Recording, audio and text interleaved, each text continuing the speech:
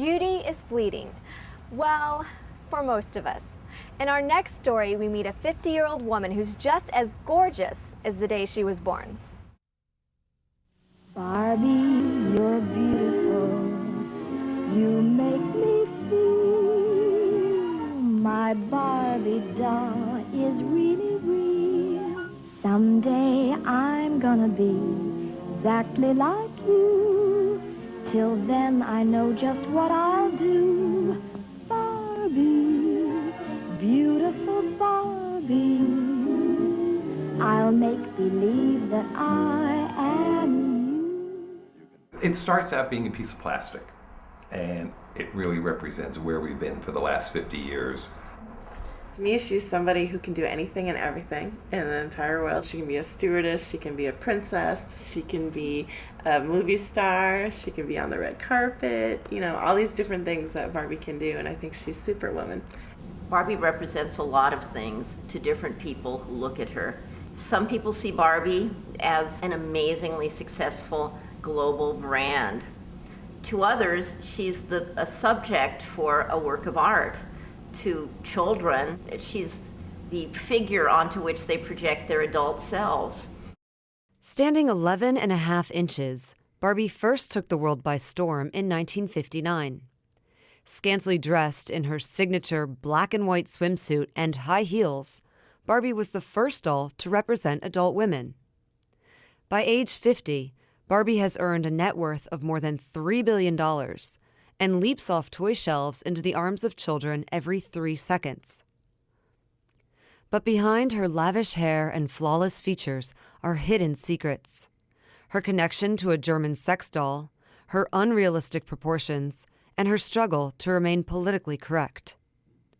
Despite the animosity some might feel toward her, others center their lives on Barbie, making her the most sought-after woman in the world. Barbie's small and so petite. Her clothes and figure look so neat. Her dancing outfit rings the bell. At parties she will cast a spell. Purses, hats, and gloves galore. And all the gadgets gals adore. Barbie dressed for swim and fun is only $3. Her lovely fashions range from $1 to $5. Look for Barbie wherever dolls are sold. Barbie, the teenage fashion model, first hit toy shelves in 1959. But the story of Barbie's creation began years before she appeared on the scene. Back around 1950, when Ruth Handler, the co-founder of Mattel, she was observing her 8 or 9-year-old daughter playing with her friends, playing with movie star paper dolls. And she looked at this and she thought, wouldn't it be great to three-dimensionalize this and turn it into a toy? She was told by the research and development people, probably one person at that point, Mattel was very small, that it couldn't be done cost effectively, so she sort of put the idea on the back burner. 6 years later, Ruth Handler came across an 11.5-inch doll in a shop in Switzerland. Her name was Lily. Now, Lily was a comic strip character in Germany. She was sort of a gold digger, not quite a call girl, but definitely lived off the generosity of other men. This is she, who was based on a character in a sort of downscale German newspaper called the Bild Zeitung, which was sort of like our National Enquirer. I mean, Lily was, you know, a floozy. I read 3 or 4 years of cartoons, and nearly every one, the punchline involved Lily swapping sexual favors for money. And the one I like the best shows Lily in the apartment of a female friend, and she's holding up a tiny newspaper, the Bild Zeitung, I believe, to cover her naked body. And the caption is, "We had a fight, and he took back all his presents." According to Lord, the Lily doll was created as a pornographic gag gift for men. Lily ads stated she was the star of every bar and the mascot for your car. It was the kind of thing you would give as a party gift, as a joke. And she was dressed in either usually casual wear, sometimes ski wear, sometimes evening gowns or whatever, and she was very voluptuous and very hard looking, actually. In her book, Lord wrote that Handler purchased 3 dolls and gave one to her research and development team. The original Barbie doll premiered at the New York Toy Fair in 1959. She was named after Ruth Handler's daughter, Barbara, and she bared a striking resemblance to the Lily doll. It was not an immediate success with buyers. They thought it was too salacious, too voluptuous. Sears wouldn't even carry it. One of my favorite exchanges involves a mother looking at different versions of the doll, and she says, well, I might give my daughter the one in the wedding dress, but, her eyes bug out, not the one in the sweater. Handler's company discovered that kids loved Barbie, but mothers hated her. So Mattel decided to market directly to children. They were the first toy company to buy advertising time on television.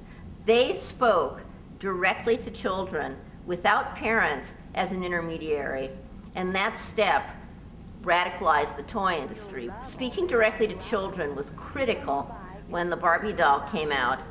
By the summer of 1959, young girls were going wild for Barbie, but something was missing.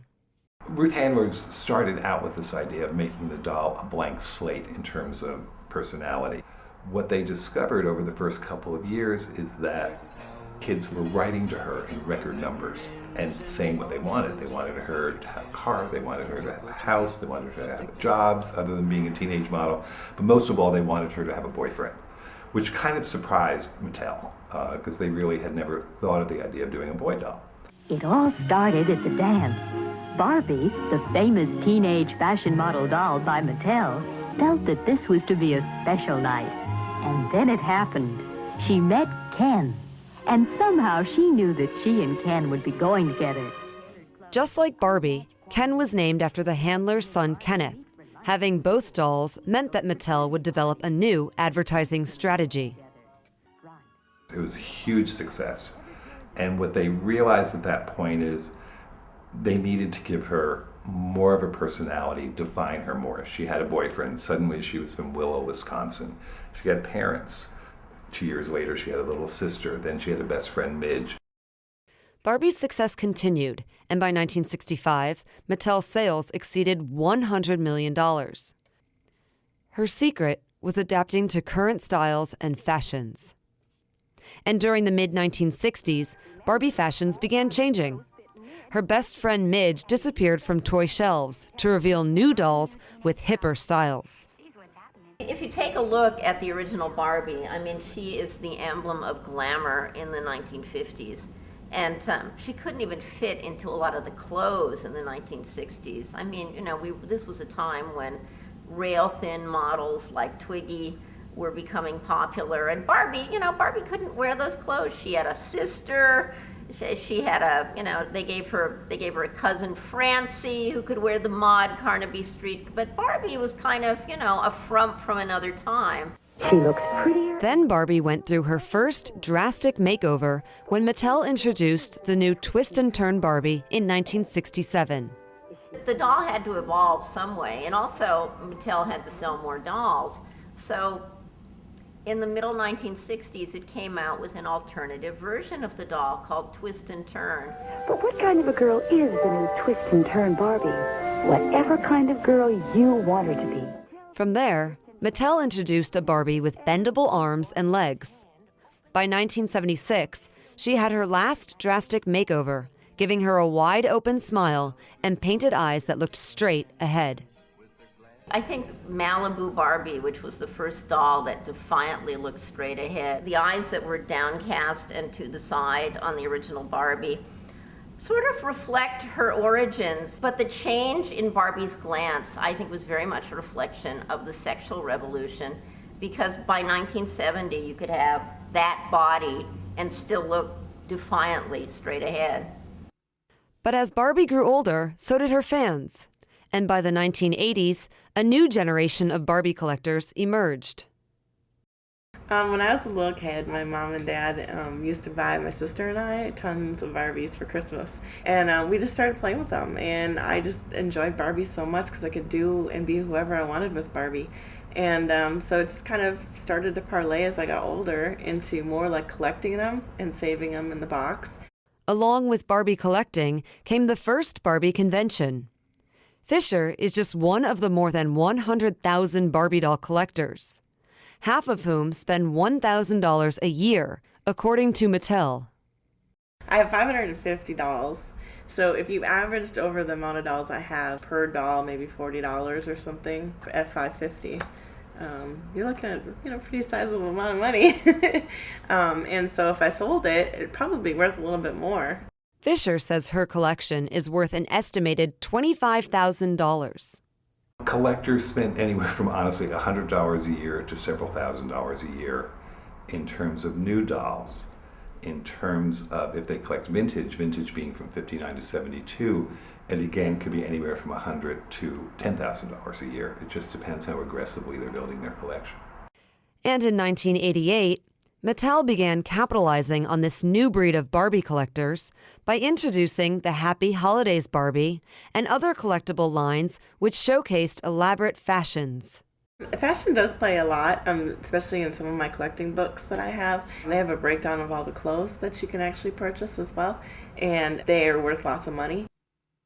If it weren't for fashion, there wouldn't be a Barbie doll. The clothing really is the locomotive that pulls the train, and has been from the very beginning. And it's mostly what collectors respond to. After a while, all the dolls naked look alike. It's really how they're dressed that differentiates them. Well, I'm going to show you my storage shed. I have like lots of Barbies in here. It's a mess, so beware. But I have them stacked all over the place. So all these bins have Barbie dolls in them, and it goes all the way back to the end of the wall here.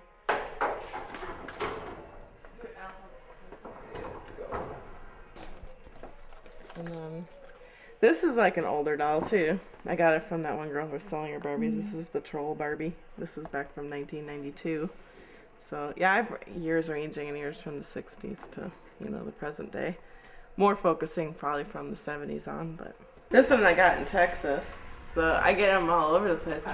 It debuted in 1968 as the number 1848 in the 1800 series. So, and it is a gold label doll. I don't have a lot of the gold label ones. Gold label, platinum label, black label, and pink label are just some of the new categories Mattel has created for its collector edition dolls. Black label doll is more one that represents, it's like a sensational doll for the doll collector. They're a little bit different. They have a few that come out here and there, but you don't really see them very often for the black label. Whereas the other labels, like, pink, that is more like an invitation to collect the dolls, and you'll see that's like one level up from the main dolls. And then you have the gold label dolls, which have about 20,000 dolls worldwide. And then you have the silver label, which is 50,000 produced worldwide. And then the platinum, which is only 1,000. And so those are the ones you really want to collect, because they're definitely worth something someday. Fisher says her collection showcases how Barbie has changed over the decades. Well, I really love it because I think it represents, everything that, we've evolved as humans.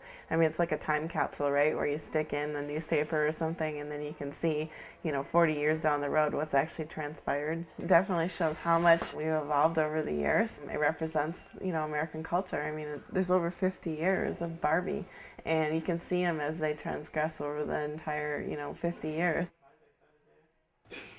Crystal and Madeline Smith are some of Barbie's newest collectors. Together, they have about 70 dolls, and their collection keeps growing. I really like fashion. I actually started collecting Barbie dolls because I like the miniature stuff. I like the stuff in the play sets and stuff. I think it's really cool. Crystal wants to be a fashion designer, and Madeline, she wants to be an artist / singer / graphics designer. They got me collecting. I don't want to take all their glory, but I have a one doll here. Crystal even designs her own clothes for Barbie. I made this dress. I dyed the fabric so it looked blotchy or whatever, and I cut it out, and I made this pirate hat too. See. The sisters are doing more than just collecting dolls. Crystal Smith started her own Barbie website when she was 9 years old. The site receives more than 700 hits a week and features Barbie downloads, customized graphics, and even videos. Happy 50th birthday, Barbie! Hear what I'm talking about, the girl is working out. She's at the top of her game, she carries the flame. She knows her name and what she's all about. Barbie Collectors on YouTube. But despite the dedication of fans, Barbie has sparked controversy since she was first introduced in 1959. There have been a number of controversies with Barbie. You had a Barbie in the mid-90s saying math class is tough. You had a teacher Barbie that didn't have underpants. Growing up, Skipper is one of the most grotesque things I've ever seen. When you shoved her arm back, this doll made a really bizarre noise, and she sprouted up about 1/4 of an inch and developed breasts, like that. And then, the really creepy part was, you pushed the arm forward, and the breasts went away again. It was very, very creepy. And in 2003, the Associated Press reported that Barbie was even deemed a threat to morality by Saudi Arabia's religious police. In response, the Fula doll was introduced. Iran and Saudi Arabia have their own version of Barbie, which, is their ideal of womanhood. I guess it's fine for their societies because that's how it works. Barbie critics generally have one complaint: her unrealistic proportions. According to a group of researchers at a university in Finland, if Barbie were real, she would lack the 17 to 22% body fat needed for a woman to menstruate. Other studies show that given her proportions, if Barbie were life-sized, she would stand 5'6", weigh 100 pounds, and have a 39-inch bust. You learn a lot about dolls when they go to sleep at night. Barbie's slumber party set came with a bunch of plastic curlers, a bathroom scale permanently set at 110, and this really is reprehensible. It's just a really ill-conceived joke. And a small book that said on one side, how to lose weight, and on the other, don't eat. Ken, in contrast, had his set of pajamas came with a glass of milk and a sweet roll. It is, that is a powerful message. I don't think that's something where paranoid people are projecting onto the doll. That's definitely troubling. To combat these arguments, Mattel changed the ratios of Barbie's body in 2000. Her bust shrunk, her waist widened to reveal a new belly button, and her feet grew. But Barbie supporters argue that her design is not intended to fully replicate a female body. Barbie is supposed to be for fun, and it's supposed to represent a woman to a young child. It's not like when you say sexy that she has, everything atomically correct. It's to the point where it's something that a child can relate to, but yet not, to the point where it's overboard, in my opinion. In terms of Barbie's physique, there's an actual reason for it. If her dimensions were real, she'd be like 35, 18, 33. You need to have a doll be that size so when you put clothing on her, it looks normal because she's 1/6 scale, but fabric isn't. So you have to make her smaller in the waist so she doesn't look like she's pregnant. Well, I've never really bought the argument that Barbie is to blame for eating disorders. Femininity is the problem, and Barbie is the scapegoat. I think a lot of mothers blame this 11.5-inch object for messages that they themselves give to their children about how you should look. That blame sometimes ends in some violent results. You see dolls just with cigarette burns. It's very hard to find things that have been taken out of the box that are in great shape because it's just enormous abuse. I think kids take out their frustrations on their toys. And if you've got a Barbie, it's cutting the hair or decapitating it or taking a hacksaw to the arm or whatever. It's a lot of societal anger, kid style. Children rarely play with dolls the way the manufacturer intends them to. And a lot of girls, young girls, older girls, teenage girls who are angry about society's oppressive notions about femininity take it out on Barbie because she's such an emblem of those things. Then they destroy the doll, cut its hair, make it and mutilate it. Basically, it's an expression of anger against what the doll represents. But from disproportional size, numerous controversies, and mutilation, her popularity continues to move beyond doll sales. And at 50, Barbie has starred in more than 10 movies.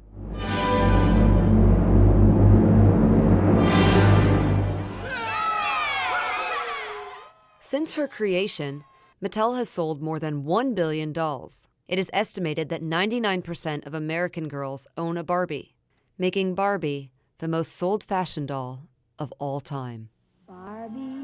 I think wherever we're going, Barbie will be right there, either 6 months behind or 6 months ahead. It's the secret of her success. She just is a perfect mirror of us. I'm gonna be exactly like you. Till then, I know just what I'll do. Barbie, beautiful Barbie, I'll make believe that I am you.